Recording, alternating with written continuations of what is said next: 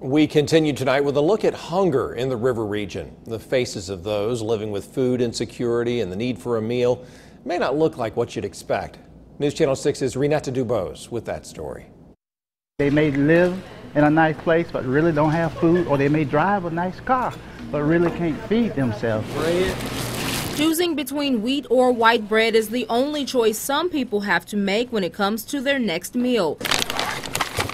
But Carlton Wilson does the shopping for those who have to choose whether they will eat at all. It's a lot of different reasons, you know, they done lost their job or they just not making enough money. Now, one of the biggest things is the welfare checks are going very low, to where some people are getting $12 a month. Senior citizens getting $12, and so they can't provide food or pay their bills. Wilson works with Family Initiative of the CSRA, where he and his team shop, sorts, and boxes not just the essentials to fill hungry bellies, Irish soap, but also those personal items many people may want but find hard to purchase living paycheck to paycheck or having an income at zero.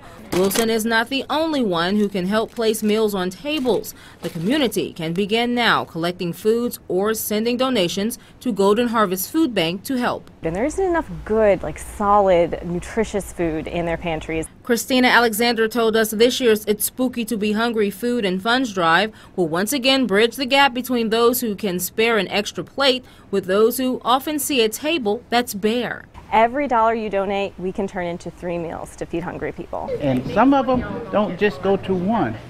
They may go to 1, 2, or 3 food banks. They'll get a list and they'll know where to go. So they'll have enough that will last them at least through the month. Renata Dubose, WJBF News Channel 6. To donate and learn more about It's Spooky to Be Hungry, visit our website, WJBF.com.